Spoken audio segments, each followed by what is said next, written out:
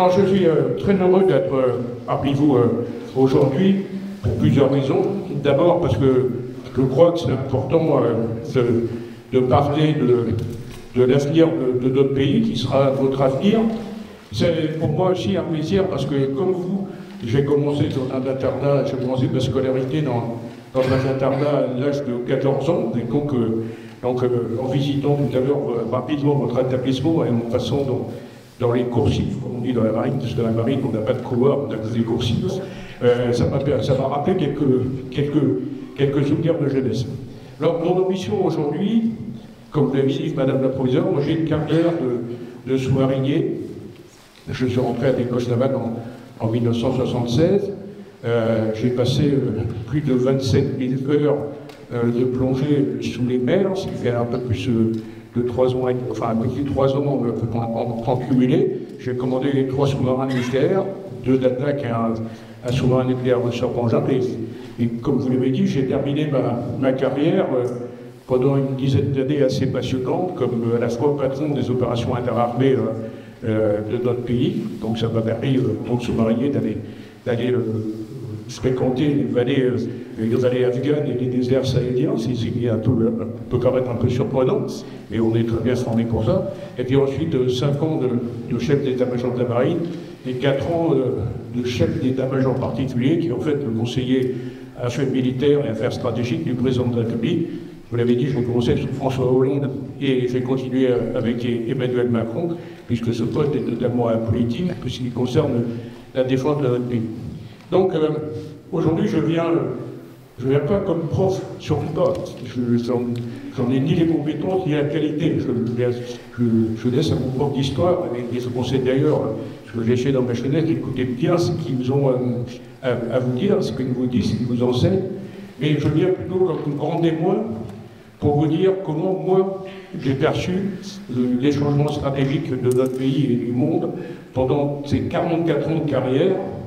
Parce que finalement, je vous l'expliquerai, on a traversé au cours de ces 44 ans 3 aires stratégiques différentes, l'une venant la dernière venant de commencer. Donc ce n'est pas des certitudes que je vais vous énoncer, c'est des convictions qui se sont forgées tout au long de cette carrière. Alors, quand je suis rentré à l'école navale, en 1967, ça fait paraître un peu de la préhistoire, mais en tout cas, en 1967, on était en pleine guerre froide. Et c'est important de se rappeler d'où on vient pour savoir où on va. On était en pleine guerre froide, ça veut dire que le monde était séparé en 2 blocs. Un bloc dominé par les Russes qui s'appelait le pacte de Varsovie, un autre bloc qui était dominé par les Américains qui s'appelait l'OTAN. Et finalement, le monde était assez facile, le monde stratégique était facile à comprendre. Vous étiez de nord, vous étiez de l'autre. Vous étiez chez les bons, vous étiez chez les méchants. Alors évidemment, la qualification de bons et méchants dépendait du corps auquel vous apparteniez. Mais en tout cas, c'était assez facile de se situer. Ce n'était pas un monde complexe, encore une fois, c'était un monde bipolaire qui était relativement simple à comprendre. Ce qui était marquant aussi, et ce qu'a peut-être oublié la génération qui a suivi la Vienne, c'est qu'on vivait dans un plan de guerre permanent. C'est-à-dire que l'hypothèse d'une guerre possible ou probable, elle pesait sur nous en permanence. Et cette guerre, elle pouvait même aller jusqu'à un paroxysme nucléaire, puisqu'à l'époque, il était rassemblé près de 10 000 têtes nucléaires du côté des Américains et des Russes. On verra tout à l'heure que ça va beaucoup diminuer. Et en tout cas, on était en permanence baignés dans cette ambiance qui était celle d'une guerre qui pouvait survenir d'un moment à l'autre et très rapidement. Ce monde-là, ce monde bipolaire, il s'est écroulé en 1990. 1990, chute du mur de Berlin, dislocation de l'Empire soviétique, et là on a vu un monde nouveau, un monde, je parle toujours au niveau stratégique, un monde nouveau se mettre en place. Ce monde, il avait plusieurs caractéristiques. D'abord, et tous les gens qui seront de ma génération dans cette salle pourront en témoigner, la fin de l'Union soviétique, ça a été perçu comme un grand coup de soulagement par tout le monde. Tout le monde s'est dit, ça y est, la guerre a disparu. Et d'ailleurs, on pensait tous, et elle ne reviendra pas. Donc, cet affrontement bipolaire, finalement, on n'était plus là. À l'époque, d'ailleurs, ce qui est intéressant, c'est toujours intéressant de se replonger dans les analyses stratégiques du moment. En 1995, les gens qui faisaient des analyses stratégiques disaient deux choses. La première chose, c'était jusqu'à où la Russie va-t-elle se désintégrer? C'était en 1995. On voit qu'en fait, la Russie ne s'est pas désintégrée, que d'ailleurs, elle revient au premier plan de la scène internationale. Et la deuxième chose qui se disait en 1995, c'est que la Chine, certes, se réveille économiquement, mais elle n'est pas encore un compétiteur stratégique, elle n'a pas de puissance technologique et militaire. C'était en 1995, c'était pas au Moyen-Âge. C'est-à-dire, il y a 30 ans, finalement, les analystes stratégiques se sont trompés sur ce qui allait se passer. Ils pensaient que l'Occident allait rester, l'Occident, je vous mets par facilité de langage, dans l'Occident, l'Europe et les États-Unis d'Amérique, ils pensaient que l'Occident allait garder une domination technologique, économique contestée, mais une domination économique et surtout une domination militaire sur le reste du monde. Donc le monde, en 1990, les années 90-95, s'est restructuré, il n'était plus un monde bipolaire, il n'était pas encore un monde multipolaire, finalement il était un monde presque unipolaire, en une domination, on avait une domination des pays européens et des États-Unis d'Amérique assez sans partage. Ce monde-là, il s'est structuré autour de deux choses. D'abord, on n'avait plus la guerre à nos portes, on n'avait plus de menaces existentielles à nos portes, mais on a assisté, du fait de l'effondrement du bloc soviétique et du fait de l'apparition du terrorisme, à une explosion des crises internationales. Mais encore une fois, qui étaient lointaines de nos frontières, qui ne nous paraissaient pas peser une menace existentielle sur notre avenir. Ça veut dire que ça a une conséquence très directe sur les armées, c'est que les armées se sont transformées en corps expéditionnaires. C'est-à-dire qu'au lieu d'être au premier chef concerné par la défense du territoire, qui n'était plus menacé, eh bien, elles se sont exportées, si je peux dire, au service d'une organisation qui a pris beaucoup de poids, qui est l'Organisation des Nations Unies, qui, en quelque sorte, jouait le rôle d'arbitre des contentieux internationaux. Dans cette période-là, nous n'avons pas fait une seule opération militaire qui n'ait reçu l'aval des Nations Unies. Pas une. C'est-à-dire que, et c'était vrai pour l'Europe, c'était vrai pour les États-Unis, c'était vrai pour les Chinois, c'était vrai pour les Russes, c'était vrai pour tout le monde. Il y avait une sorte de primauté des Nations Unies en termes d'arbitre des contentieux internationaux. Ça veut dire que, dans le même temps, comme finalement la menace avait disparu à nos frontières et qu'on s'était transformé en quelque sorte en gendarme du monde aux ordres de l'Organisation des Nations Unies, eh bien les armées se sont transformées, je vous l'ai dit, mais surtout on est rentré dans une phase que j'appellerais une phase d'assoupissement stratégique, c'est-à-dire que finalement l'Europe ne se sentait plus menacée et l'Europe s'est assoupie stratégiquement. Ça a eu une conséquence directe sur les armées, c'est que leur format s'est réduit, que leurs capacités se sont réduites, et finalement, on a vu dans ce monde-là, c'était ce que je vous dis, c'est ce qu'on appelait à l'époque, que certains appelaient à l'époque les dividendes de la paix retrouvée après la guerre froide, eh bien, donc les armées se sont transformées pour faire face à ce monde-là. La deuxième caractéristique de ce monde nouveau, c'est la mondialisation. C'est-à-dire que, alors qu'auparavant, le monde était segmenté, bien là, se sont mis en place des échanges de biens et de données au travers de ce qu'on appelle les espaces communs, c'est-à-dire la mer, on y reviendra tout à l'heure, l'espace exo-atmosphérique, l'espace, et puis le cyber. L'idée, c'était de pouvoir librement, ces trois espaces ont les mêmes caractéristiques, on peut se mouvoir librement d'un point à un autre, ils étaient faiblement militarisés, ils faisaient l'objet d'une législation internationale un peu approximative. Donc des espaces créés pour les libertés, des espaces créés pour la mondialisation, et pendant cette période, on a vu des pièces se monter sur un continent, ou se créer sur un continent, se monter sur un autre, et être vendues sur un paquet. Donc une espèce de grand marché commun international qui s'est mis en place au travers de ces espaces communs. Voilà comment était caractérisée cette période qui va de 1995 à 2010, 2015, 2020, où les historiens trancheront sur la date exacte. Moi, je pense que c'était plutôt vers 2013-2014. Mais en tout cas, on voit bien que ce monde-là, il a duré à peu près 20 à 25 ans. C'est celui que j'appelle celui de la mondialisation heureuse. Alors évidemment, mondialisation heureuse vue des Européens, vue de notre pays, puisque ailleurs, les crises existaient et on avait des conflits sur à peu près tous les continents. Donc en tout cas, ce monde de la mondialisation heureuse, il a structuré nos esprits, il a structuré nos consciences. Eh bien, ce monde-là, il est terminé aujourd'hui. Et finalement, ce paradigme qui avait structuré les relations internationales à la fin de la guerre froide, eh bien, il est en train de disparaître. Il est définitivement arrivé à son terme. Et pour essayer de vous le montrer, je vais parler de rupture. On est aujourd'hui dans un monde je parle toujours bien de stratégique, hein, je parle je me mets à ce niveau-là, on est dans un monde de rupture stratégique profonde. Il y a des facteurs de continuité. Les facteurs de continuité, c'est la persistance du terrorisme, qui ne disparaîtra pas. C'est le changement de la démographie mondiale. Il faut vous rappeler que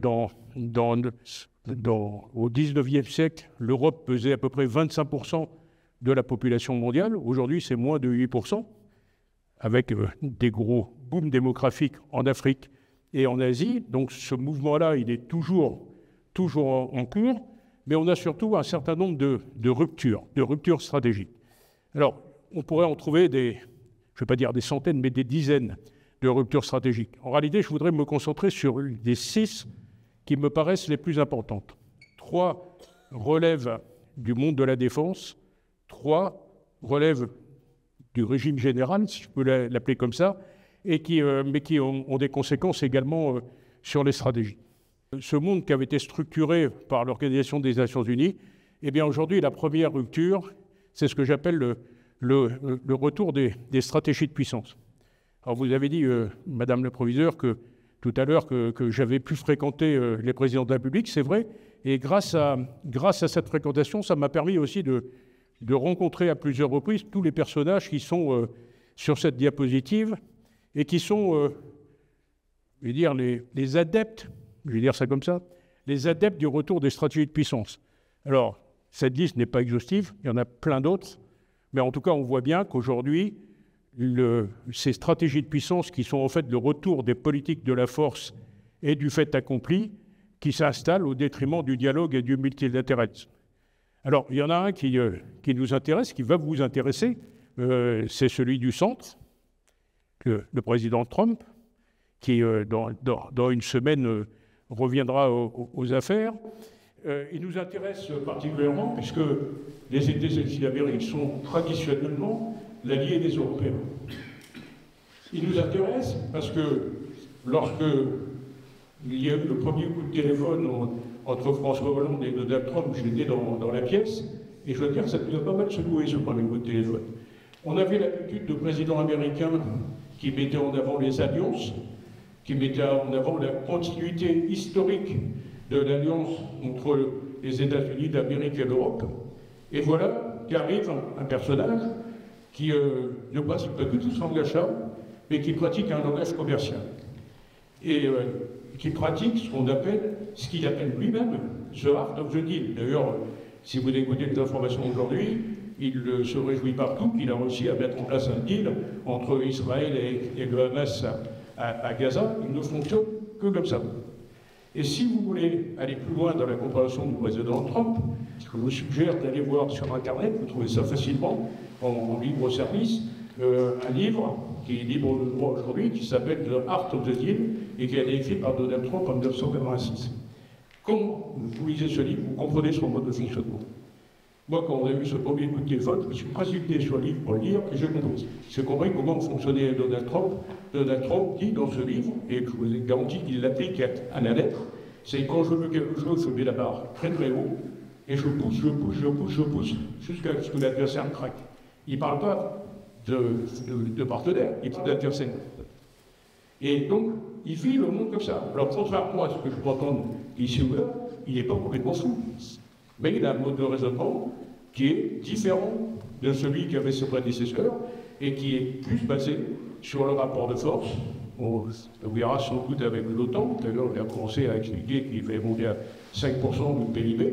Ça n'est pas pour des problèmes de défense, c'est parce qu'il veut vendre son matériel américain au pays de l'OTAN. Donc il est structuré comme ça, il est commercial. Et en fait, lui, il a eu un effet un peu de bordure sur les relations internationales, il faut pas le dire de bordure, de grosse bordure, puisqu'il a semblé autoriser les autres, c'est-à-dire les Chinois, les Turcs, que sais-je, enfin tous les gens qui sont admiratifs de ces stratégies de puissance, eh bien, puisque les États-Unis faisaient ça, finalement, pourquoi on ne le ferait pas? Et c'est comme ça que le monde est revenu dans ces stratégies de puissance. Alors, on peut se poser la question de savoir quand est-ce qu'a commencé cette nouvelle ère stratégique. Certains disent bah, c'est 2022, puisque l'Ukraine a été envahie en 2022 par les Russes, donc c'est là que ça a commencé. En fait, c'est pas vrai. Enfin, c'est pas vrai. C'est pas comme ça, en tout cas, que moi je l'ai perçu. La montée en puissance de ce nouveau paradigme stratégique, ça s'est fait à partir de 2013-2014. Et pour le démontrer, on a eu en 2014 l'annexion pure et simple de la Crimée par la Fédération de Russie. Donc il n'y a pas eu, d'ailleurs, l'annexion de la Crimée et l'occupation d'une partie du Donbass, c'est-à-dire à peu près la situation qu'on a aujourd'hui.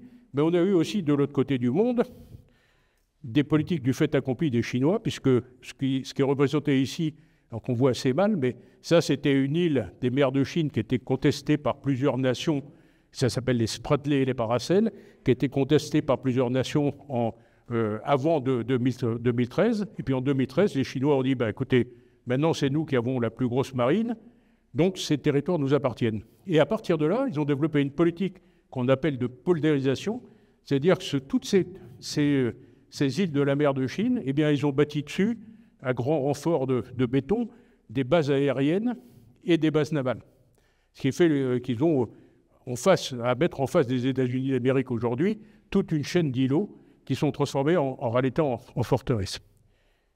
J'ai rajouté également, parce que c'est assez significatif, sur cette planche, les échanges de courtoisie entre Israël et l'Iran, parce qu'on est là dans des échanges qui paraissaient impensables il y a une quinzaine d'années. Songez que l'Iran a tiré sur Israël, sans aucune déclaration de guerre, plus de 250 missiles de croisière et missiles balistiques.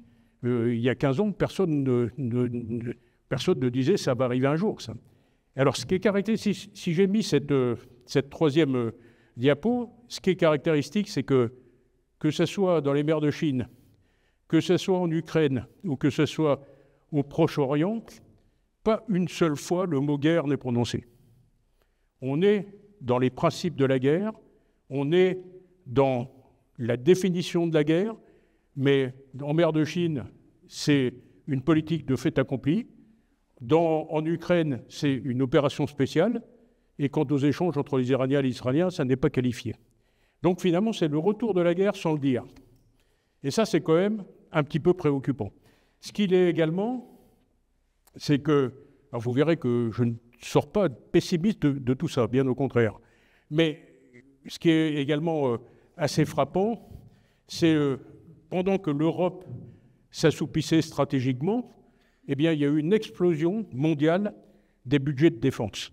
On était au pire moment de la guerre froide, c'est-à-dire vraiment le moment, le pic de violence maximum de la guerre froide. On était à peu près à 2440, on était à 1350 milliards de dollars entre 1990. Je crois que le pire, c'était 1500 milliards de dollars.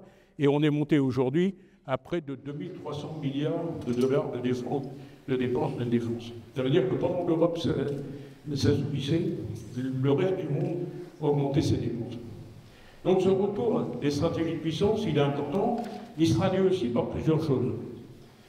La première chose, c'est ce que j'appelle une certaine érosion des traités internationaux. Alors je vous ai mis sur cette planche une liste non exhaustive de tous les traités qui se sont dilués ou ont été annulés depuis 2018. Et on voit, donc la liste est quand même assez conséquente, Il concerne pour l'essentiel les traités bilatéraux nucléaires entre la Russie et les États-Unis d'Amérique. Ils ont tous été gelés ou annulés successivement. Il y en a d'autres qui ne concernent pas que la relation entre les États-Unis d'Amérique et la Russie. C'est en particulier le traité de Montego Bay qui nous intéresse, nous les marins, au premier chef, puisque c'est le traité qui donne les règles de délimitation de la haute mer. Il disait tout à l'heure que c'est un des problèmes actuels, c'est que la haute mer était un espace commun destiné à la mondialisation, et bien il est en train d'être contesté également. On a également le plan destiné à empêcher l'Iran d'avoir la puissance nucléaire avec l'accord de l'Iran qui est en train de se dissoudre également. Et puis il y a un traité qui est pas très connu, mais qui est important à décrypter quand on parle de questions stratégiques. C'est le mémorandum de Budapest. Le mémorandum de Budapest, qui a été signé en 1994, c'était un traité entre la Biélorussie, le Kazakhstan et l'Ukraine d'une part, et la Russie, les États-Unis et la Grande-Bretagne d'autre part, et qui disait aux trois premiers cités, c'est-à-dire les ex-puissances de l'Union soviétique, rendez vos armes nucléaires, et en contrepartie de ça, on garantit sa violabilité de territoire. C'est l'Ukraine, on va dire que c'est d'actualité, l'Ukraine qui était en 1994 la troisième puissance nucléaire mondiale avec plus de 1000 têtes nucléaires, a vendu ses armes contre la promesse qu'on n'attaquerait jamais son territoire. 10 ans après, 20 ans après, la Russie a envahi son territoire. Tout ça pour vous dire que ces traités qui étaient structurants dans la période d'avant, dans la période de mondialisation, maintenant ils peuvent avoir une durée de vie limitée, si je puis dire, un peu comme les Yéros, on ne met pas la date de limite de péremption pour offrir les armes, mais on est presque dans ce bêta, et ça c'est embêtant, parce que ça veut dire que la parole donnée, elle est limitée dans le temps. Et elle est limitée en particulier, vous assurez que quelqu'un comme Donald Trump, il respecte les traités qui ont été signés par ses prédécesseurs, enfin il le regarde souvent d'un air un peu dubitatif. Donc cette érosion des traités, elle est importante, et donc cette érosion des traités, on voit que tout ce qui structurait le désarmement nucléaire entre la Russie et les États-Unis est en train de sauter. Alors, ça n'est pas catastrophique, puisque les règles continuent à être appliquées, c'est-à-dire qu'ils sont tous sortis, les États-Unis et la Russie, de ces traités bilatéraux, mais ils continuent à en appliquer les règles. Donc, jusqu'à maintenant, ça ne pose pas préjudice. Ce qui pose préjudice, c'est le retour du nucléaire dans le langage stratégique. Pendant la période précédente, on avait parlé peu de nucléaire, peu d'arsenal nucléaire. Aujourd'hui, M. Poutine, on parle stratégiquement toutes les semaines. Et ça, c'est embêtant parce qu'on est en train de passer pour le nucléaire d'un régime qui était celui de la dissuasion, qu'on applique nous, Français, c'est-à-dire, en gros, c'est un non-emploi comme arme de bataille, c'est un arsenal militaire qui est limité à la défense dans les circonstances extrêmes, c'est-à-dire qu'on ne menace personne avec notre arsenal nucléaire, on leur dit simplement, attention, nous avons l'arme nucléaire, donc que personne vienne toucher à nos intérêts vitaux. Poutine, lui, il est en train de mélanger ce concept de dissuasion et un autre qui est celui de l'intimidation. C'est-à-dire qu'il dit, en gros, son message, c'est comme ça qu'il faut le décrypter, il dit à l'OTAN, ne venez pas en Ukraine, parce que sinon, vous risquez des représailles nucléaires. Et ça, c'est embêtant. Alors, je vous rassure tout de suite, je ne crois pas un instant à la bataille nucléaire. Je ne crois pas un instant parce que je ne connais pas un seul dictateur qui a envie de perdre son travail et qui a envie de perdre son outil de travail en se faisant pulvériser son pays. Donc je n'y crois pas. J'espère, je touche du bois, j'espère que comme je vous dis, j'ai des convictions et pas des certitudes, mais en tout cas, je n'y crois pas. En revanche, ce qui est embêtant, c'est que ça marche. C'est-à-dire que grâce à ces menaces, l'OTAN n'intervient pas en Ukraine, et donc d'autres pourraient être tentés de se dire, mais finalement, c'est sympa l'arme nucléaire.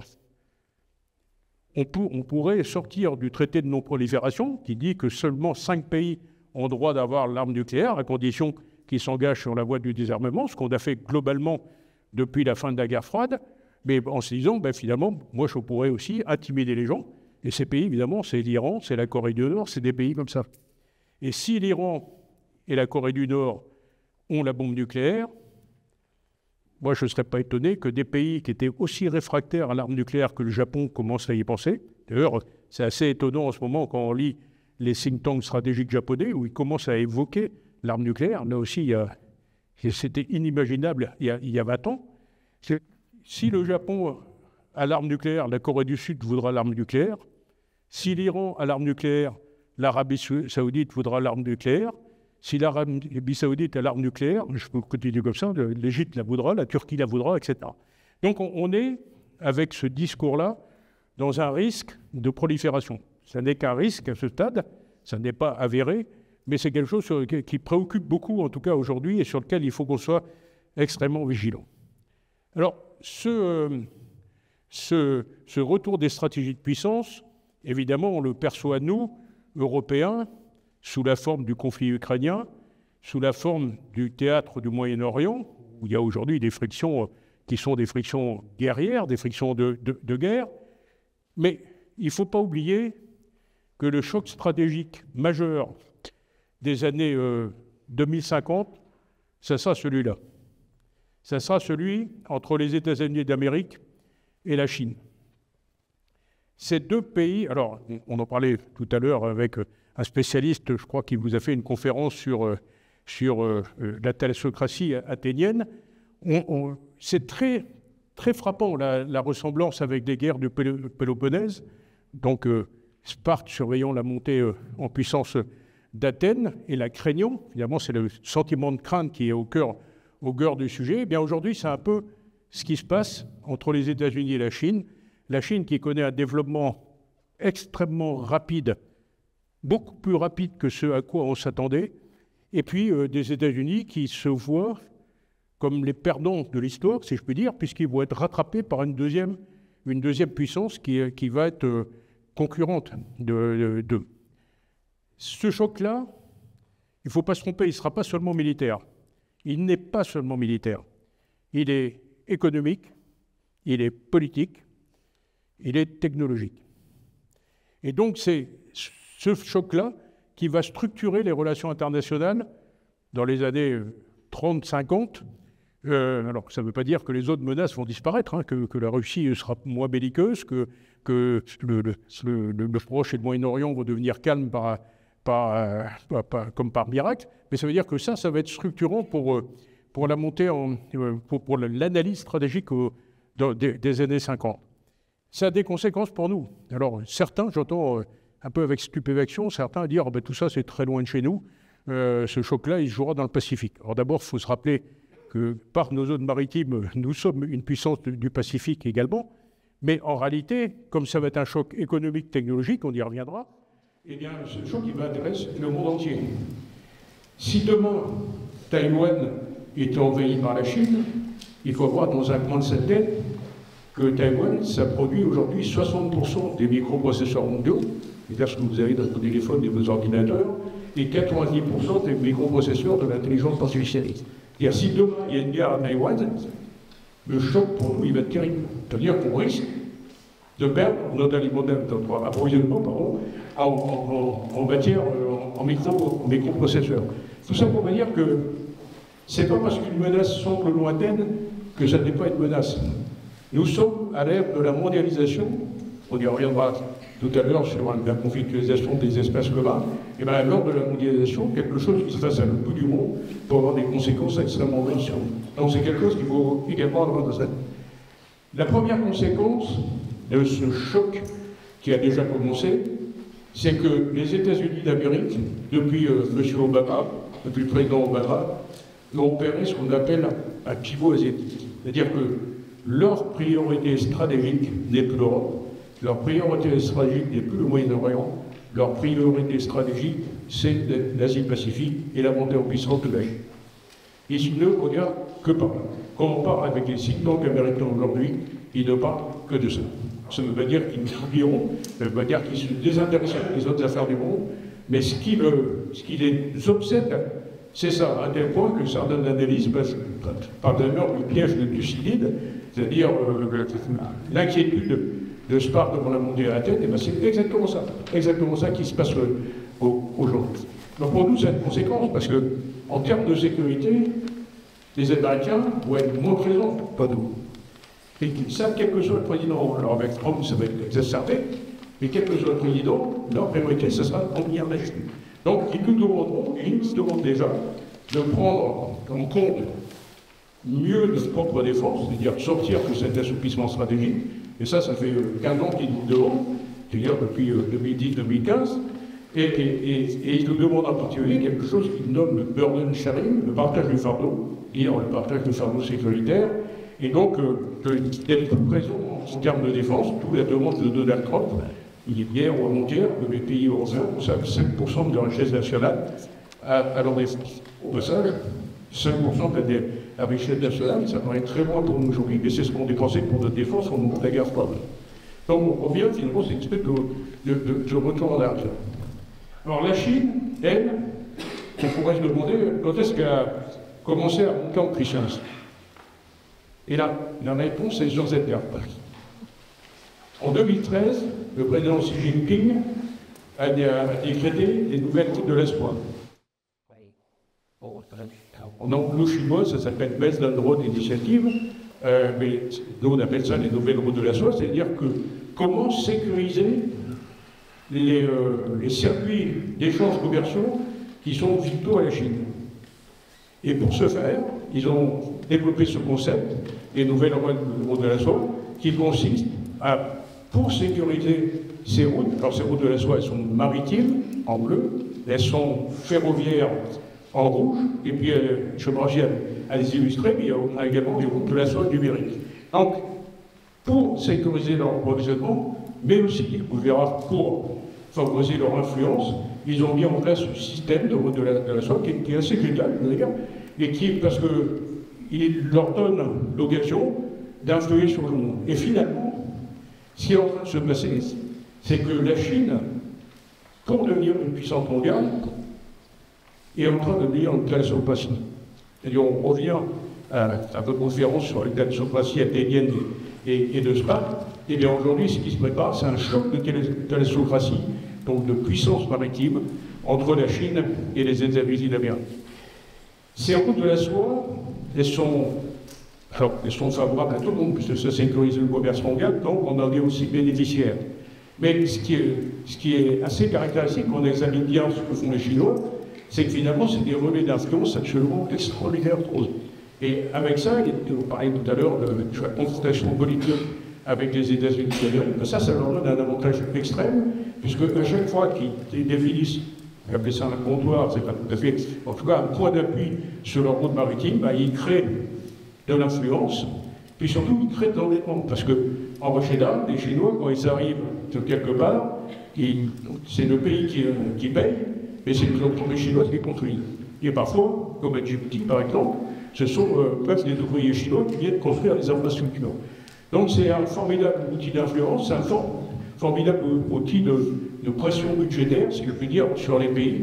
Alors il y a juste une petite erreur sur cette planche.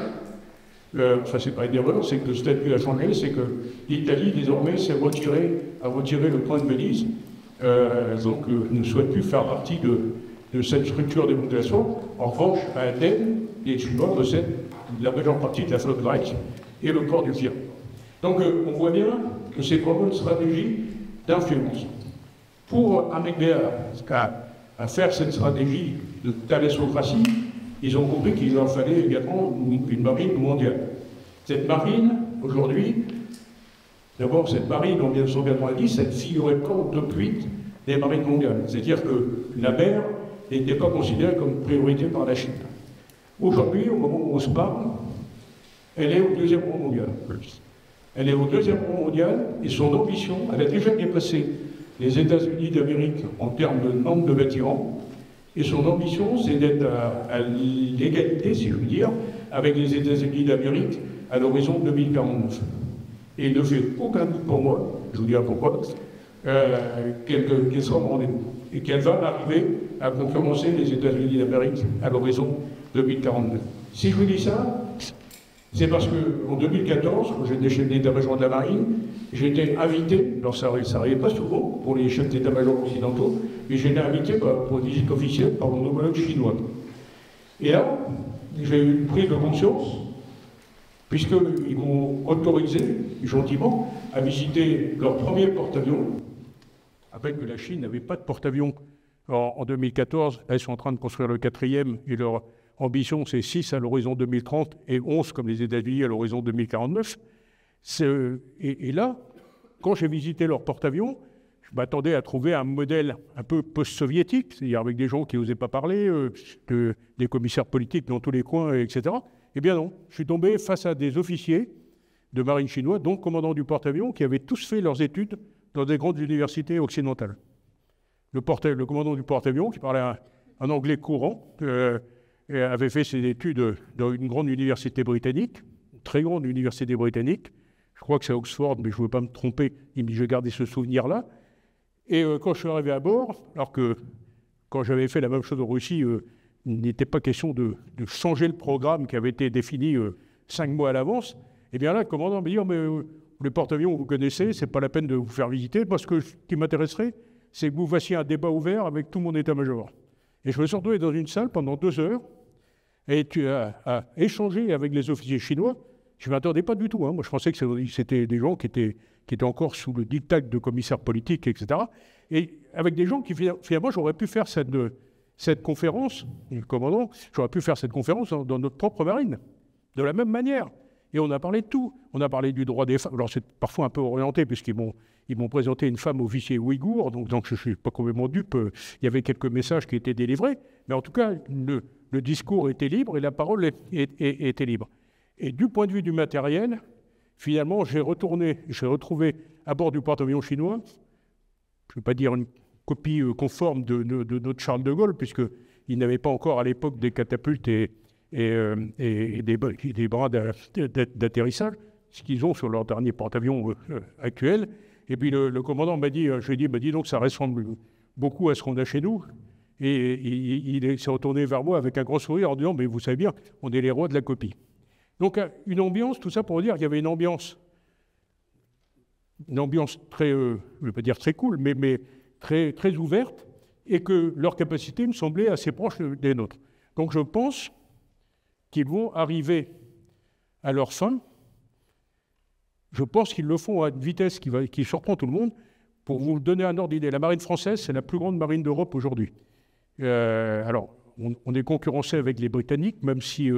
mais en tout cas, en termes opérationnels, on est probablement la meilleure, non, sûrement la meilleure marine d'Europe. Eh bien, les Chinois, aujourd'hui, pour arriver à leur fin, ils construisent une fois la marine française tous les 3 ans. Une fois. Ça veut dire que, pour moi, comme je vous disais tout à l'heure, il n'y a aucun doute qu'ils vont arriver à leur fin. Et ils vont devenir une vraie thalassocratie avec les moyens d'une thalassocratie. Il y a quelque chose d'ailleurs qui était assez frappant lorsque on s'intéresse aux affaires stratégiques. En lisant le livre blanc de 2015, il y a une phrase qui ne m'avait pas échappé. Moi, j'étais chef d'état-major de la marine à l'époque, française, et il y a une phrase qui ne m'avait pas échappé et qui disait, en substance, la mentalité traditionnelle selon laquelle la terre prime sur la mer doit être définitivement abandonnée. Donc la Chine est bien dans cet esprit-là. Ils veulent, et ils ne sont pas menaçants, mais ils veulent que la Chine trouve son premier rôle mondial, qui est celui d'adversaire direct et concurrent direct des États-Unis d'Amérique. Quand on comprend ça, on comprend aussi un peu les réactions de Poutine, qui lui perd cette place de concurrent préférentiel des États-Unis, si je peux dire.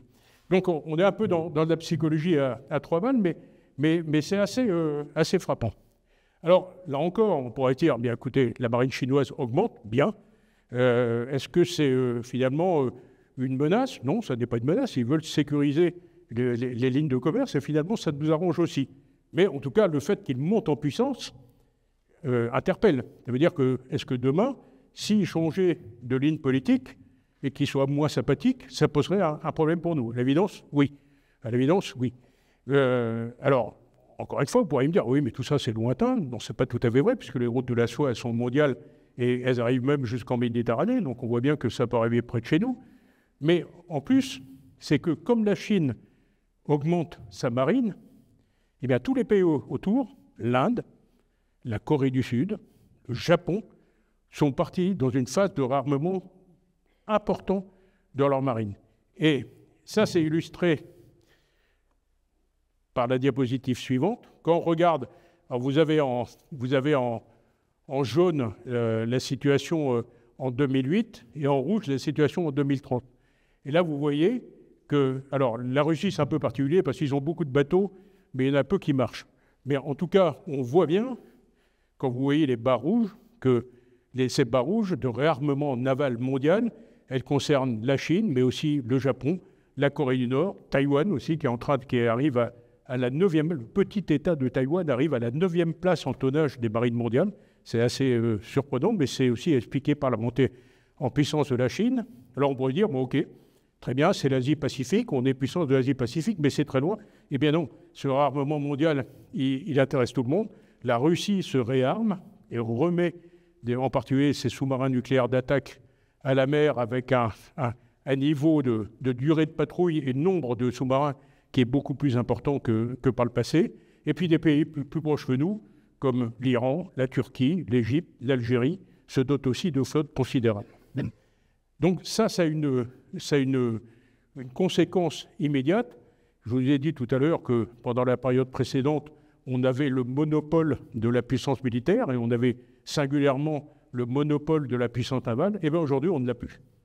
On ne l'a plus, on a des concurrents sérieux qui sont des pays qui peuvent apparaître lointains géographiquement, mais proches en termes d'intérêt, puis des gens qui sont à notre porte. Alors, tout ça ne crée pas des menaces. Je ne suis pas en train de vous dire que la Turquie, l'Algérie, la Corée du Sud nous menacent. Je suis en train de vous dire qu'ils sont en train d'augmenter leur capacité militaire et que, faisant ça, on augmente le risque de friction entre marines. Donc ça, c'était la première rupture. Je suis un peu attardé sur cette rupture parce qu'elle me paraît une des plus importantes. Il y en a une deuxième qui est assez importante également, c'est le statut des espaces communs. Je vous ai dit que dans la période stratégique précédente, le monde s'était organisé comme un grand marché, c'est-à-dire que quand vous avez besoin d'une vidéo, vous prenez votre téléphone, il vient de Chine par la mer, la position de votre téléphone, elle est donnée par l'espace, et puis vous allez chercher vos vidéos dans les clouds aux États-Unis d'Amérique, on y reviendra. Donc c'est ça, la mondialisation. C'est le libre transit des biens et des données qui étaient autorisés par ces trois espaces communs, que sont la mer, que sont l'espace exo-atmosphérique et la cyber, comme je vous l'ai dit tout à l'heure, et qui sont aujourd'hui menacés de militarisation. Là encore, on n'est pas dans la guerre, hein. Quoique sur le cyberespace, on peut se le demander parfois, parce que les attaques sont quand même très régulières et très nouvelles, mais on voit bien aussi que pour l'espace exo-atmosphérique, singulièrement les satellites, certaines nations se dotent de moyens de les détruire. La Chine, l'Inde, la Russie ont fait des démonstrations. Et puis la mer. La mer, alors évidemment, comme je suis marin, j'insiste un peu sur cet espace commun.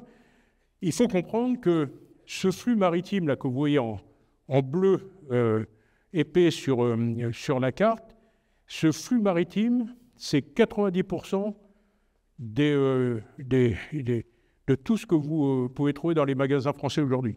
C'est-à-dire tout ce que l'on consomme, 90% de ce que l'on consomme en France passe par cette voie maritime. C'est énorme. Ça veut dire que si demain, on coupait je vous rassure, ça n'arrivera jamais, on coupait la voie maritime, eh bien, vous auriez intérêt à vous remettre à la trottinette à pédale sans batterie électrique, et puis à changer votre téléphone pour un tam-tam. En gros. Il nous resterait plus que 10%.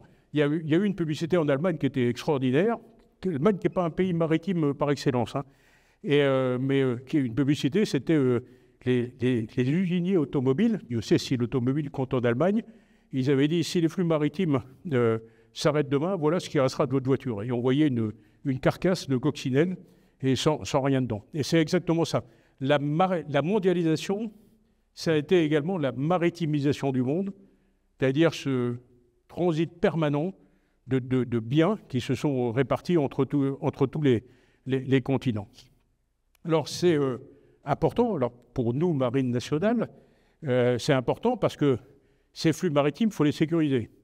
Et vous voyez là qu'ils passent, ils ont la particularité de passer par des détroits de la mer de Chine, puis Malacca, puis Hormuz et Bab el-Mandeb, qui est aujourd'hui d'actualité, le canal de Suez, Gibraltar, la Manche, Panama, etc. Et évidemment, en termes de sécurisation, pour nous, ça pose un challenge important. C'est ce qu'on voit aujourd'hui en mer Rouge avec les attaques de Houthis contre le trafic international. Ça pose un problème de sécurisation. Mais au-delà de la sécurisation militaire, ce qu'on avait déjà eu d'ailleurs au moment de l'explosion de la piraterie en océan Indien, où on a dû aller protéger le commerce international, qu'on a réussi à faire au passage avec une opération européenne, je vous en reparlerai tout à l'heure. Mais en tout cas, il faut qu'on protège ces flux maritimes des agressions directes, si je puis dire. Mais il faut aussi qu'on soit très vigilant sur le droit international. Par exemple, la Chine interdit les mouvements, contrairement au droit international, interdit les mouvements de navires de guerre dans le détroit de Formose entre la Chine continentale et Taïwan. Ça n'est pas du tout légal au sens du droit de la mer. Et ce droit de la mer-là, il faut qu'on soit extrêmement vigilant parce que ce droit de la mer, il peut jouer effectivement sur les flux maritimes. Imaginez que demain, un pays dise nous, on ne veut plus, c'est un peu ce qui se passe au Yémen, hein, on ne veut plus que les flux maritimes transitent au large de notre pays et on prendra des mesures militaires pour ce faire. Donc, on a des implications militaires directes et on a ces implications en termes de droit international parce que si on laisse faire ce genre de choses, eh bien, demain, elles arriveront dans notre propre zone maritime. Et je vous rappelle, je pense que vous l'avez déjà dit, le commandant, dans votre conférence, mais qu'on a le deuxième espace maritime mondial qui est présent dans tous les océans. Donc on a un intérêt, nous Français en tout cas, très égoïste, à ce que le droit international soit respecté. Ce qui explique les appels réguliers de la France au dialogue, c'est ce qu'on appelle la puissance d'équilibre avec un S, au dialogue et au rétablissement du multilatéralisme. Il y a un deuxième espace qui interfère avec la mer, si je peux dire, qui est celui du numérique. Il faut que vous ayez dans un coin de votre tête que 99% des échanges numériques intercontinentaux, c'est-à-dire ce que vous utilisez quand vous utilisez votre téléphone portable, 99% passent par des câbles sous-marins.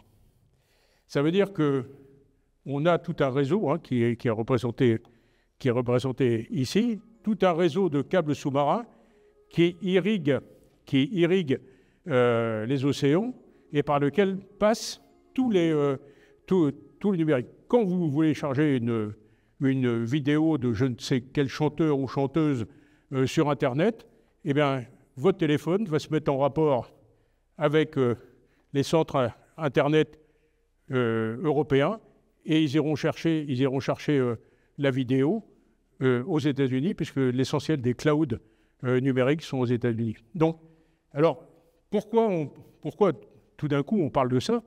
Bien simplement parce que dans la marine, en 2014, on a vu des pays attirés par les appétits de puissance, comme la Chine et la Russie, qui ont commencé à venir faire des missions scientifiques au-dessus de nos câbles. Alors là, on s'est dit, il se passe quelque chose. C'est-à-dire, pourquoi d'un coup, ils s'intéressent à nos câbles sous-marins? Et là, on a pris conscience de cette explosion du numérique et de la manière dont ça pouvait affecter notre avenir si quelqu'un venait se prendre à ces câbles sous-marins. Alors, c'est comme les flux maritimes. Ça n'arrivera jamais qu'on coupe tous les câbles sous-marins. Mais comme on est dans un système qui est saturé, eh bien, couper 3 ou 4 câbles sous-marins, ça peut avoir un impact extrême ou un impact important, en tout cas, sur les communications. C'est-à-dire que peut-être que demain, si on coupe des câbles sous-marins, vous ne pourrez plus utiliser votre téléphone portable pour aller chercher des vidéos. C'est aussi bête que ça. Donc, il faut avoir ça dans un coin de sa tête. Alors, on a pris des mesures pour protéger nos câbles sous-marins. En France, on a une 50aine de points d'atterrage, donc on est plutôt bien fourni. Il y a des pays dans le Pacifique ou même en Afrique qui ont un câble. Un câble. Ça veut dire si on leur coupe le câble, eh bien, ils retournent grosso modo au Moyen-Âge. C'est-à-dire ils n'ont plus d'échanges internationaux. Alors, il y a des moyens de secours par l'espace, mais des moyens de secours ne peuvent pas suffire à rétablir une situation normale. Donc, c'est pour ça qu'on est très vigilant. On a bien fait de l'être d'ailleurs, puisqu'on voit bien aujourd'hui en Baltique, il suffit de lire la presse, que toutes les infrastructures maritimes sous-marines sont menacées. Les Russes ont des sous-marins nucléaires, des anciens sous-marins nucléaires lanceurs d'engins qu'ils ont reconvertis en clipsant dessous des sous-marins, des bathyscaphes nucléaires capables d'aller à 6000 mètres. Ce n'est pas pour aller chercher des bigorneaux, hein. C'est parce qu'ils ont un intérêt à aller voir ce qui se passe au fond des mers et éventuellement à intervenir. Donc on est très vigilant sur ces affaires de câbles. Dans toutes les guerres mondiales, les câbles sous-marins ont été sectionnés, toutes les guerres mondiales. Et ils l'ont été alors qu'à l'époque, c'était la radio qui primait sur le télégraphe. Aujourd'hui, ce n'est plus la radio qui prime, c'est l'Internet. Et si on coupe les câbles, là, on sera bien embêté.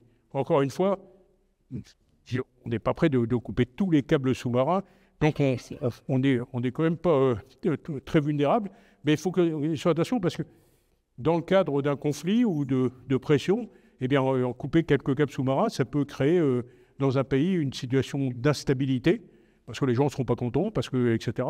Et donc, ça peut concourir aux appétits de puissance. Dernier point concernant la mer, et de manière assez paradoxale avec ces flux, c'est qu'on voit une appétence de plus en plus importante des pays pour les fonds sous-marins. Alors pourquoi ? Bien parce que dans les fonds sous-marins, il y a des minerais, dans les fonds sous-marins, il y a du gaz ou du pétrole, dans les colonnes d'eau sous-marines, il y a des potentialités pharmaceutiques importantes. Donc on a, et puis pour certains pays, dont la Chine, il y a des potentialités halieutiques et les ressources halieutiques pour la Chine, c'est un fait stratégique majeur. Alors, on voit un certain nombre de frictions, là encore, et là aussi, il faut être très vigilant au fait international, au droit international. Les exemples que je vous ai mis, c'est les mers de Chine, donc avec cette ligne rouge que je suis actuellement, qu'on appelle la ligne en 9 traits et que les Chinois appellent la langue de bœuf.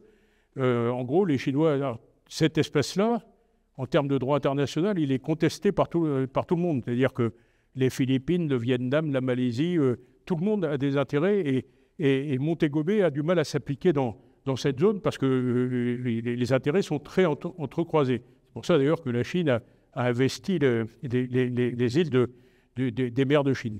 Mais la Chine a dit, cette zone-là, comme je suis le plus fort, maritimement, eh bien désormais elle m'appartient.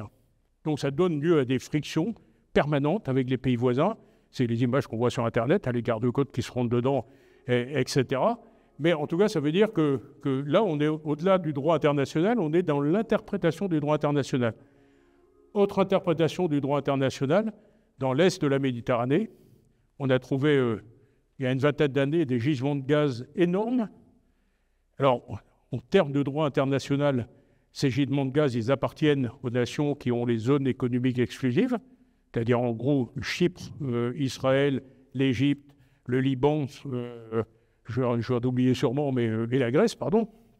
Mais la Turquie qui importe 90% de son énergie, elle n'a pas de zone maritime contiguë.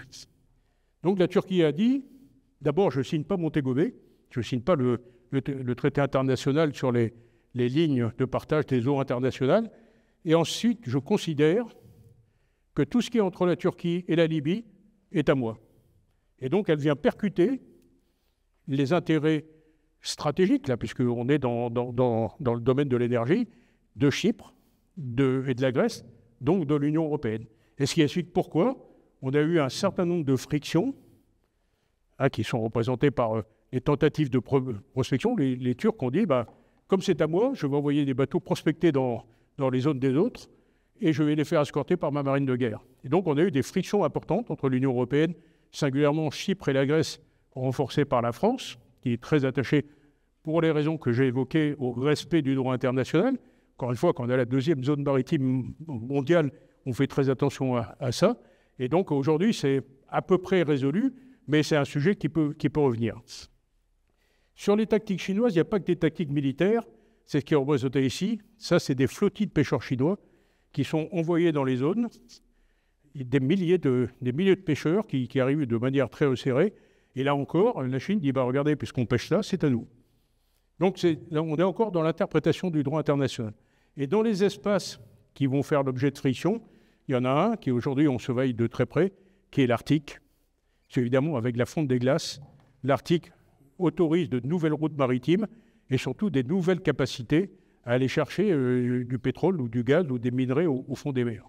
Donc là, les Russes ont dit, mais l'Arctique, c'est chez nous. C'est pas chez nous. C'est partagé entre la Norvège, le Canada, les États-Unis, etc.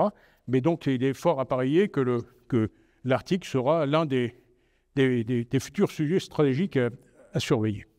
Ça, c'est donc la deuxième rupture, c'est cette conflictualisation des espaces communs qui étaient auparavant libres d'emploi, si je puis dire.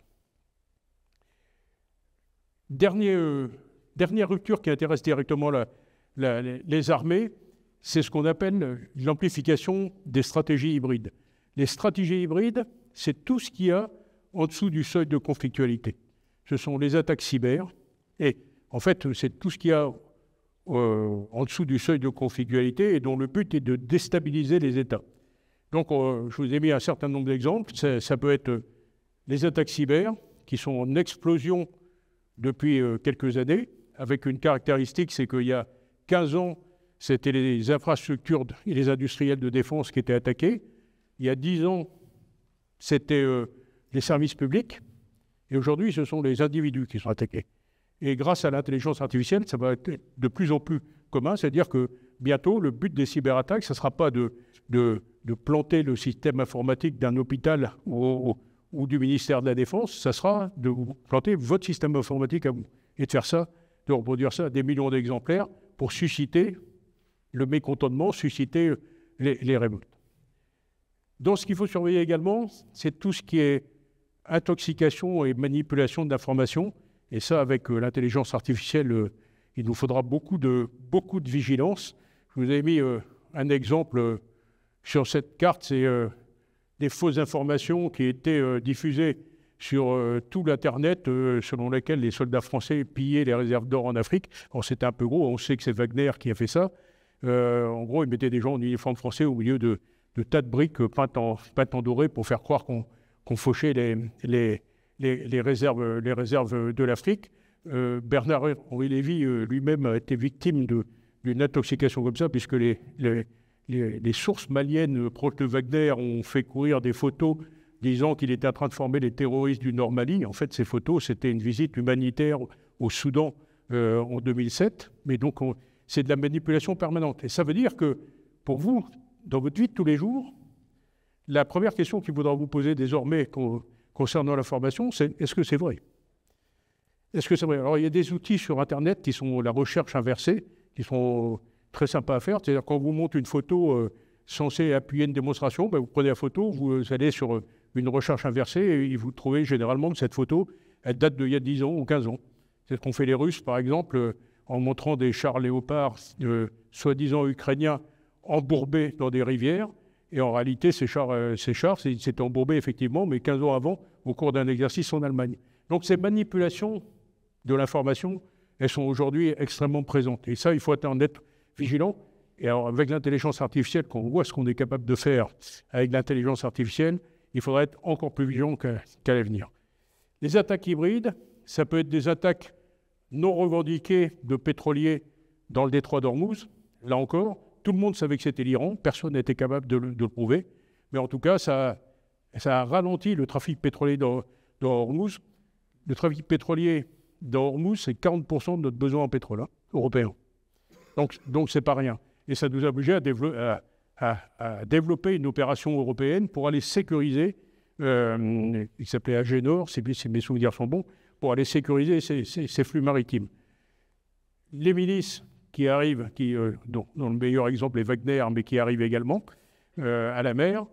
Les flux d'immigration, qui sont une menace importante. Quand un pays n'est pas d'accord avec son voisin, eh bien, un moyen de faire pression sur lui, c'est d'ouvrir les portes de l'immigration illégale pour le déstabiliser. Donc c'est aussi un moyen de stratégie hybride. Et puis je vous en ai parlé, les infrastructures sous-marines, les attaques sur les infrastructures sous-marines, qui sont aujourd'hui de plus en plus nombreuses. Je vous ai parlé des câbles. Aujourd'hui, il y a quelque chose qui préoccupe les autorités militaires, ce sont les câbles d'alimentation électrique. En en particulier en Baltique. On a beaucoup de câbles d'électricité. Et avec le développement des énergies renouvelables, en mer, les éoliennes, etc., ben, on va avoir des câbles électriques partout. Et là aussi, à un moment, il faudra qu'on fasse attention à la sécurisation de ces infrastructures-là. La quatrième rupture, je vais aller plus vite sur... Alors, pardon, juste un détail qui concerne plus la marine. Ça veut dire qu'aujourd'hui, dans cette nouvelle période stratégique, on assiste à un renouveau des théâtres stratégiques maritimes. Alors, certains étaient endormis après la guerre froide. C'était l'Atlantique Nord, la Baltique, la mer Noire. Il n'y avait plus de confrontation. Ben aujourd'hui, par débordement du conflit russo-ukrainien, eh bien, ces théâtres-là, et singulièrement la Baltique a changé de statut. Hein. C'était auparavant une mer neutre, si je puis dire. Et depuis que la Finlande et la Suède sont rentrées dans l'OTAN, eh bien, aujourd'hui, c'est devenu une zone de friction importante également. Friction directe ou friction indirecte, comme on a vu avec les câbles sous-marins. Donc, des zones de friction liées au débordement des conflits à terre. Donc, c'est ces trois-là. Sur la mer Rouge, évidemment, il suffit de lire l'actualité. Puis sur les mers de Chine, alors ce n'est pas encore un conflit direct, mais c'est des pressions militaires importantes. Et puis on a un océan qui nous intéresse, nous les Européens, c'est l'océan Indien.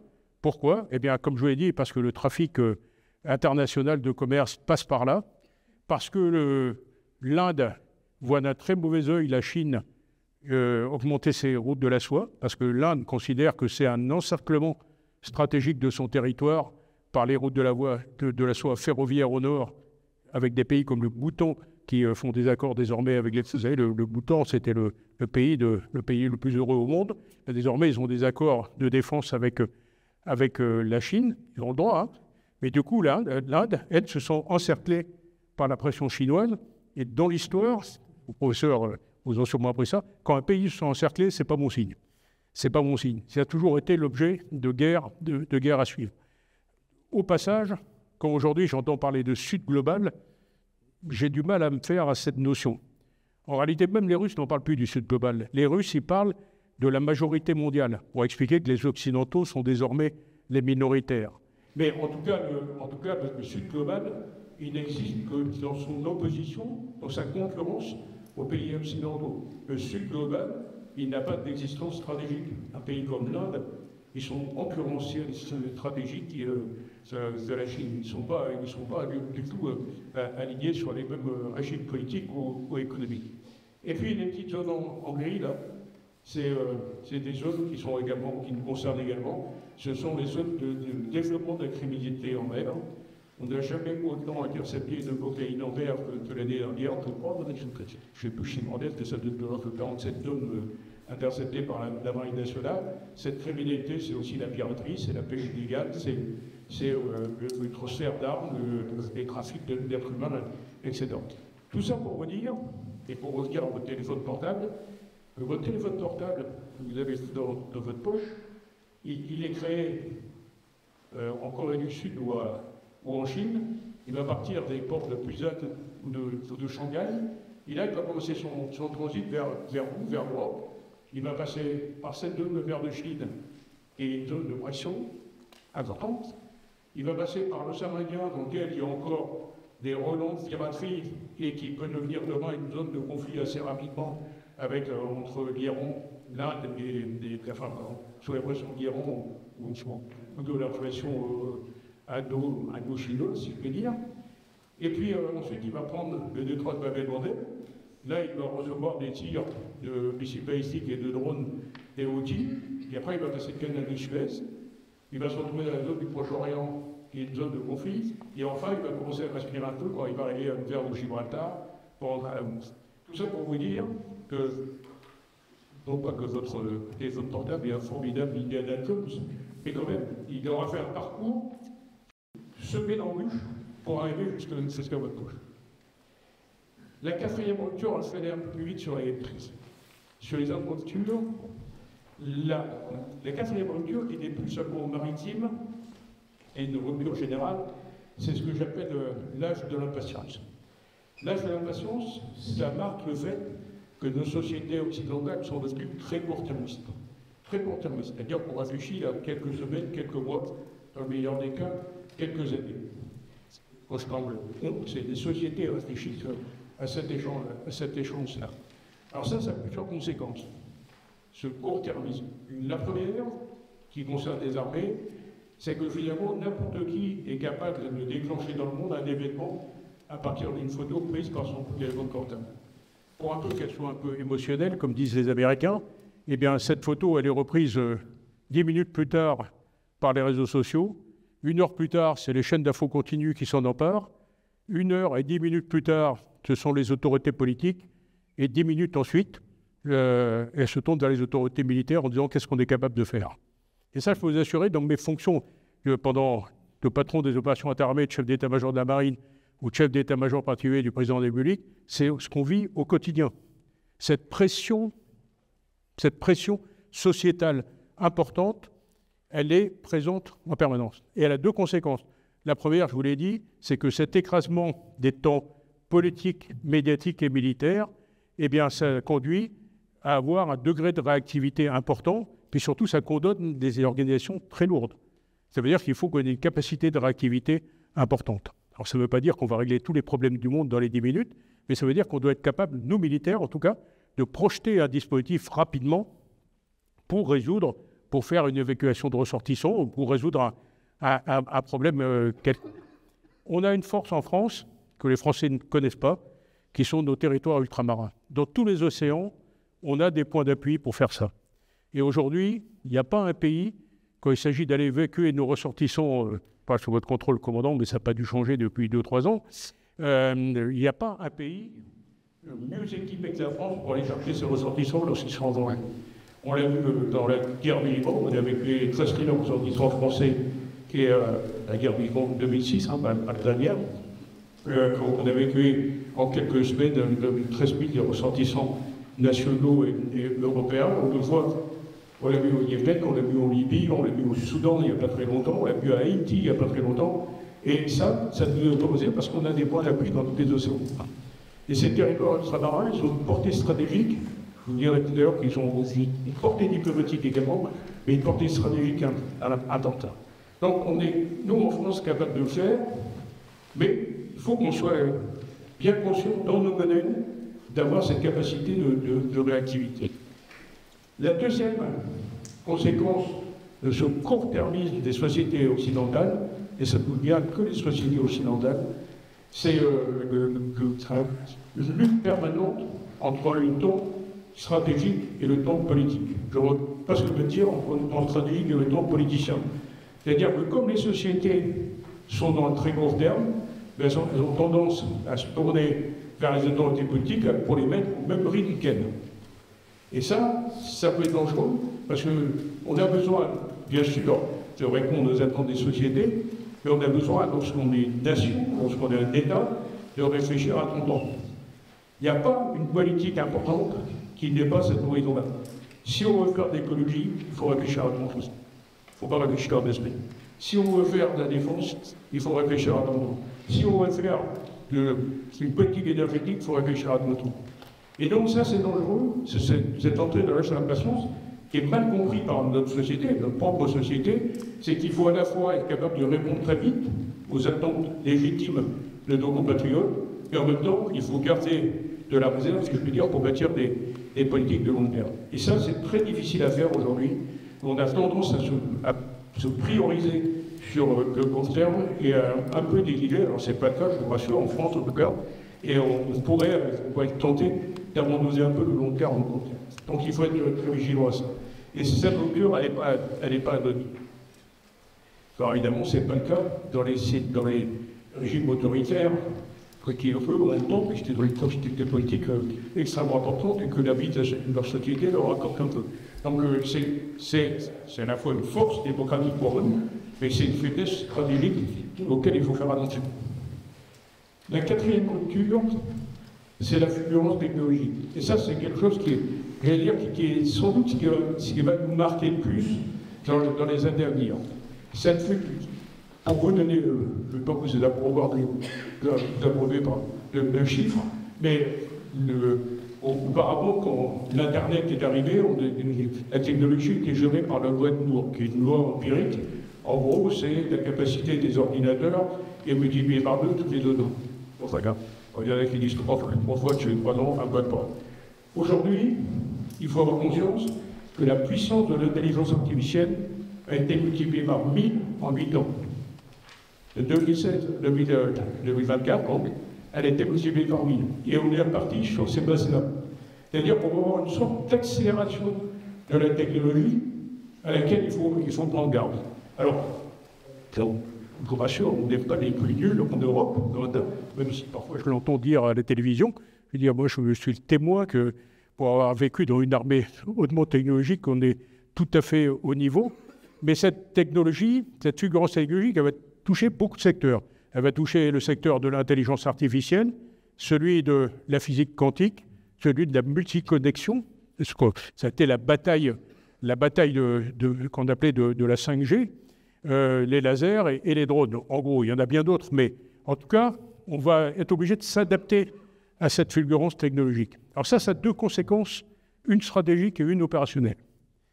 La conséquence stratégique, c'est qu'il y a aujourd'hui une bataille acharnée, c'est une bataille concurrentielle, une bataille, quand il est amical, et c'est une vraie bataille entre les grands États pour prendre le contrôle de ces technologies, ou pour être des meilleurs de ces technologies. Pourquoi? Tout simplement parce que celui qui contrôlera la technologie contrôlera les normes et les standards. C'est-à-dire que celui qui prend par exemple le contrôle de la 5G ou Huawei, pour vous donner un exemple, demain il faut vous imposer des téléphones Huawei à tout le monde. Et ça, en termes d'indépendance, c'est extrêmement, enfin il faut être une vigilance extrême dans ce domaine. Donc il y a une bataille acharnée aujourd'hui pour contrôler les normes et les standards et pour nous contrôler la technologie, la technologie. Ça, c'est la conséquence stratégique. L'Europe a beaucoup d'atouts. Contrairement à ce qu'on entend dire, l'Europe a beaucoup d'atouts. Elle a une faiblesse, que moi, les pays européens ont une faiblesse, c'est leur masse. Et elles n'ont pas un marché interne qui leur permet de concurrencer les autres concurrents, que sont les États continents, les États-Unis, la Chine, l'Inde, dans une moindre mesure la Russie, une moindre mesure.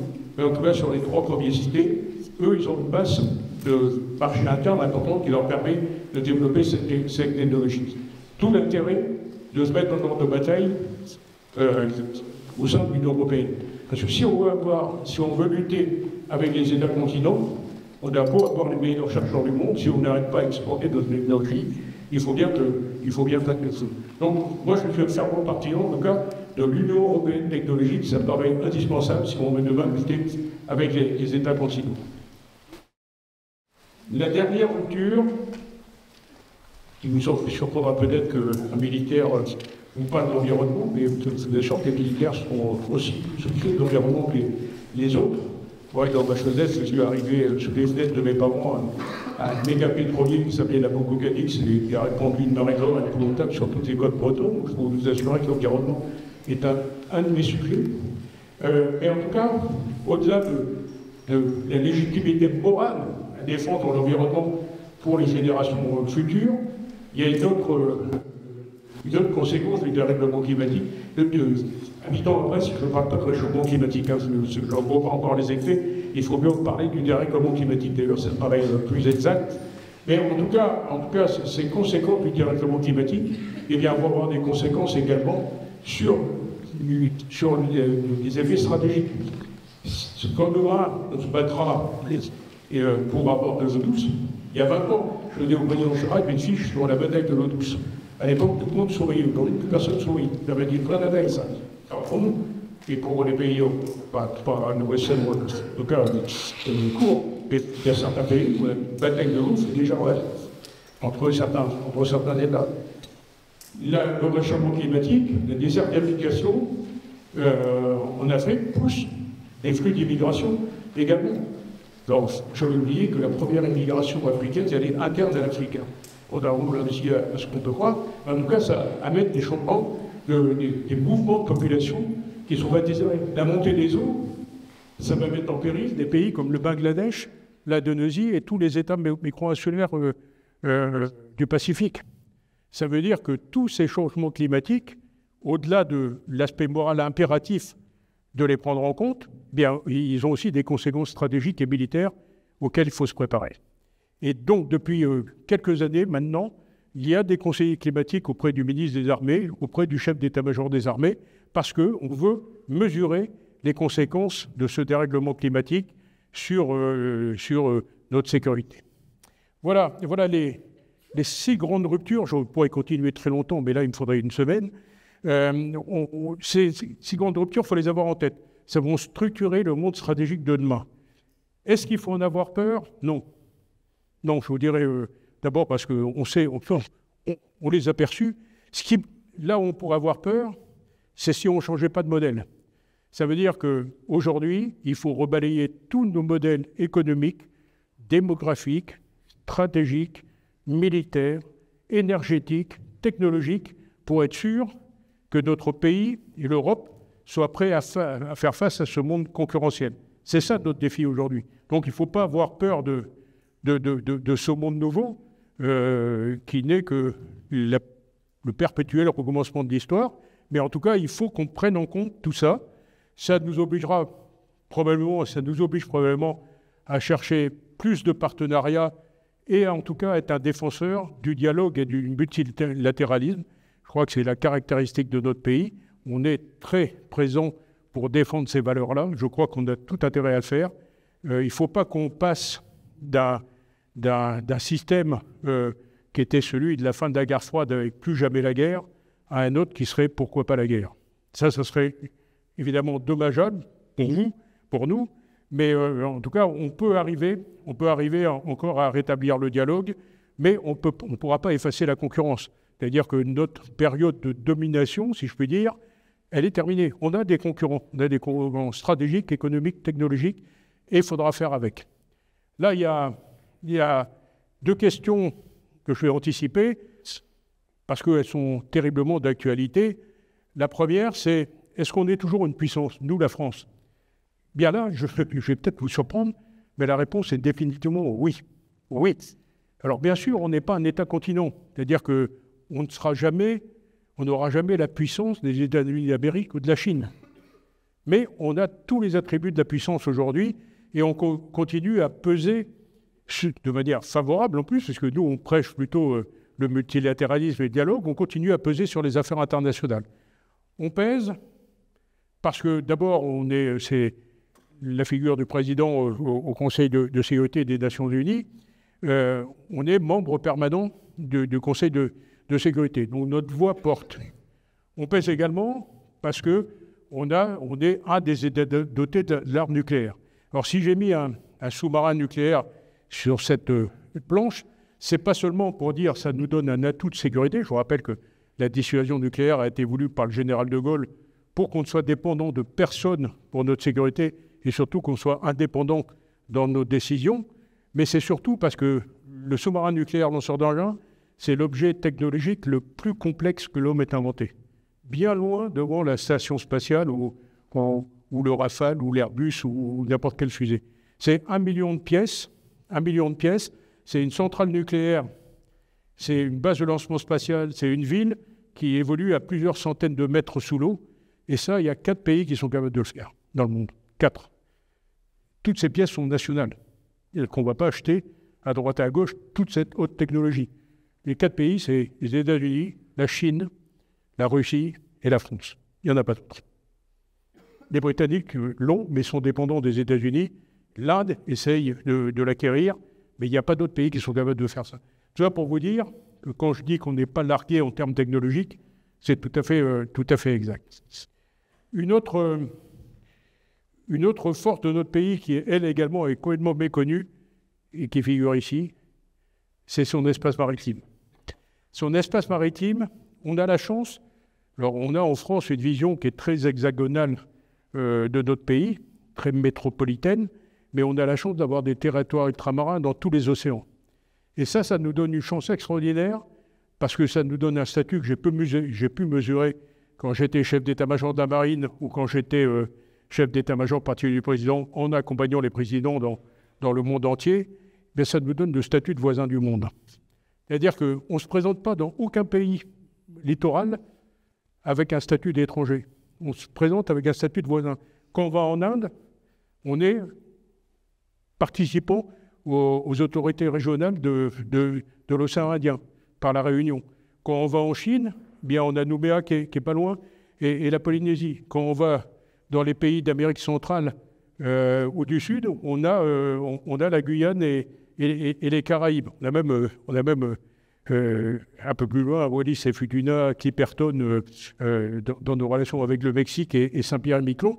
Mais en tout cas, ce statut de voisin du monde, il est extrêmement important pour nous, et d'où l'importance de ces territoires ultramarins qu'on a parfois, que certains ont parfois tendance à oublier. Je peux dire qu'aucun marin ne les oublie. Ils nous appuient en raison des points d'appui que j'évoquais tout à l'heure et en raison du statut que ça donne à la France. La francophonie, c'est aussi un atout important. Je sais que beaucoup doutent en disant « mais c'est l'anglais qui est partout ». Ben, moi, je vois la francophonie aujourd'hui qui est une organisation qui a beaucoup de vigueur et qui marche très bien. Et puis, deux points un peu subjectifs. Le premier, c'est, alors j'ai essayé d'illustrer le siècle des Lumières par cette gravure.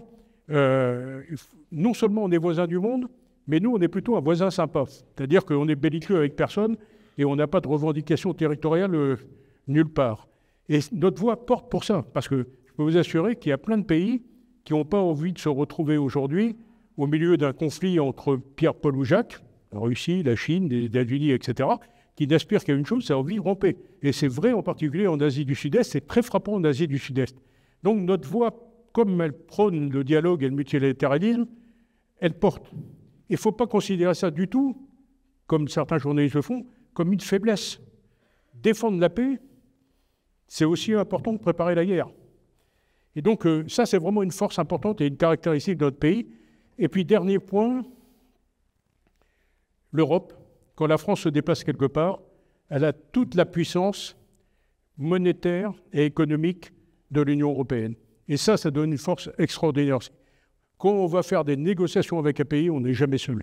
On a toute l'Europe derrière nous, et chaque pays européen pourrait dire la même chose. Et ça, c'est un point qui est très important. Donc, à la réponse, est-ce qu'on est toujours une puissance? Oui. On n'est pas un État-continent, on n'est pas un super-État, mais en tout cas, on est toujours une puissance dont la voix compte dans le monde et qui peut avoir une influence bénéfique sur la marche du monde. La deuxième question, c'est est-ce que nous sommes prêts militairement, finalement, à faire face à tous les défis que j'ai évoqués? Et là, la réponse est encore oui. Elle est encore oui parce que je vous disais tout à l'heure que l'essentiel était de ne pas se tromper de modèle.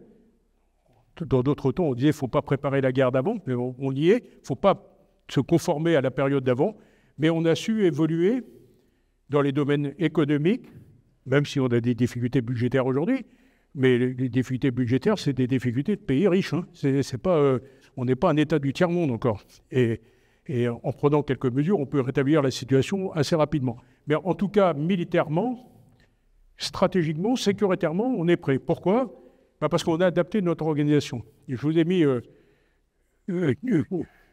ici, en parlant d'organisation adaptée, c'est quelque chose qui est assez ignorant en France, qui s'appelle le Conseil de défense. Le Conseil de défense, c'est ce qui permet de diriger la politique de défense nationale. Elle regroupe le président, le Premier ministre, un tas de ministres régaliens, plus le chef d'état-major des armées et le chef d'état-major particulier. Et ce Conseil de défense, quand j'étais à l'état-major particulier du président Chirac il y a 20 ans, eh bien, on le réunissait une fois par quadrimestre. Il y en avait 2 ou 3 par an, et traitait essentiellement de budget militaire et d'opérations extérieures. Quand je suis arrivé à l'Élysée, appelé par le président Hollande, le lendemain, on a eu les attentats de Nice. Et le surlendemain, le président Hollande a dit « Eh bien, maintenant, il faut passer les conseils de défense en version hebdomadaire. » Et on s'est retrouvé de 1 tous les 4 mois à 1 toutes les semaines. Et on a traité à ce moment-là essentiellement de sécurité intérieure, c'est la persistance du terrorisme que je vous disais, et d'opérations militaires. Quand le président Macron est arrivé, en 2017, on avait déjà évolué dans la compréhension de ce nouveau monde stratégique qui se présentait avec nous.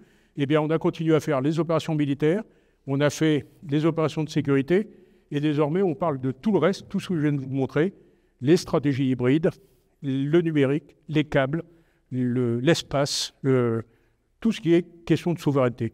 Donc on a fait évoluer notre système pour prendre en compte toutes ces menaces. La dissuasion, j'en ai déjà parlé, je n'y reviendrai pas. On a pris en compte ce qu'on appelle les guerres invisibles, c'est-à-dire les guerres des espaces communs. On a mis en place des stratégies spatiales, cyber, fonds marins. On a augmenté la résilience de l'État aux stratégies hybrides. On a augmenté le nombre de réserves. Donc on s'est adapté à ce monde nouveau. Adaptation qui a concerné aussi les armées, puisque les budgets des armées ont été doublés pratiquement entre la période d'assouplissement stratégique et maintenant. Donc on va monter à 2% de la richesse nationale. Je vous rappelle que pendant la guerre froide, on était à 5%, donc on a encore un peu de chemin. Mais en tout cas, on a bien versé la route. Et puis on a des armées extrêmement opérationnelles, que je le dis sans vantardise et sous le contrôle du commandant. On a aujourd'hui, parmi les armées les plus opérationnelles au monde, dans le domaine de la marine, aujourd'hui, les Américains eux-mêmes viennent chercher nos capacités anti-sous-marines, nos capacités de lutte, etc. Donc on a des armées qui sont opérationnelles, mais ne vous trompez pas, je reviens à ce que je disais tout à l'heure, on n'est pas un super État. C'est-à-dire si certains d'entre vous pensent qu'on pourrait être demain l'équivalent des États-Unis, bien c'est plus de 2% du budget de la France qu'il faudrait mettre dans la défense, c'est 25% pour arriver aux mêmes conclusions. Donc il ne faut pas se tromper, de statut. Mais il n'empêche qu'on a des armées les plus opérationnelles du monde et probablement en deuxième place derrière les Américains en termes mondiaux. Dernier point qu'il ne faut pas oublier, on n'est peut-être pas une superpuissance, mais on a des alliances. On a des alliances qui sont solides. Alors l'OTAN, on verra comment ça tourne avec M. Trump. Certains prédisent qu'il va sortir de l'OTAN. Je ne le crois pas. Peut-être qu'il affaiblira la présence américaine, mais n'oubliez pas que Trump, c'est un commercial et que l'OTAN, ça lui sert à vendre ses matériels de guerre aux pays européens. Donc je pense que ça servira de corde de rappel. Puis on a l'Union européenne dont la partie défense monte également en puissance actuellement à grande vitesse. Au-delà de ces deux alliances-là, on a plein de partenariats. On a des partenariats avec l'Inde, avec les Émirats arabes unis, avec beaucoup de puissance. Donc on n'est pas isolé, ce qui permet de compenser la modestie de notre format d'armée. La dernière planche que je voulais vous passer, c'est celle-ci, qui appellera peut-être des questions sur l'Europe ensuite. Sur cette planche, je vous ai mis de haut en bas les dépenses militaires, la part du pays dans le PIB mondial, donc dans la richesse mondiale, et sa part dans les émissions de gaz à effet de serre. Quand vous prenez ça, vous voyez que les États-Unis sont largement en tête en termes de défense militaire, que la Chine n'est pas en reste, mais que quand on prend l'ensemble des pays européens, on n'est pas si loin que ça. Donc cette espèce de misérabilisme permanent qui consiste à dire on est foutu, les autres sont meilleurs, etc., c'est pas vrai. Et c'est pas vrai en particulier dans le domaine technologique. Quand on prend la richesse, la part de la richesse mondiale, les États-Unis aujourd'hui sont devant parce qu'ils sont mieux redressés, avec leur politique un peu égoïste, ils sont mieux redressés du Covid que nous. Avant le Covid, on était à peu près à leur niveau, à 22%. Mais enfin, aujourd'hui, on a quand même un niveau respectable de 16% du PIB mondial. La Chine, c'est 17%. Donc on n'est pas si loin que ça encore. Et alors, en émissions de gaz à effet de serre, on est les champions du monde. Bien. C'est-à-dire qu'on a 6% de notre part dans les émissions de gaz à effet de serre, c'est 6%. Quand on compare aux 12% américains et 29% chinois, on voit qu'on n'est pas des si mauvais élèves que ça. Alors, tout ça pour vous dire que quand on réfléchit en national, on est déjà une puissance. Si on s'agrège en européen, il ne s'agit pas de faire une armée européenne ou de faire un État fédéral, mais il s'agit d'avoir des politiques communes qui nous permettent de compter dans ce monde concurrentiel. Eh bien, si on agrège tout ça, on n'est pas si mauvais que ça, avec un seul problème, c'est que là, c'est un milieu homogène, ici, c'est un milieu homogène, et nous, on est encore un peu hétérogène. Et c'est là où il faut qu'on réfléchisse. Si on veut peser dans le concert mondial économique, technologique en particulier, peut-être militaire, si les États-Unis venaient à s'éloigner de nous, eh bien, il faut qu'on arrive à resserrer les liens entre pays européens. Si on ne le fait pas, eh bien, il faudra qu'on fasse face tout seul, si je puis dire, et ça sera plus compliqué. Voilà, Madame la Proviseure, les quelques mots pour vous dire.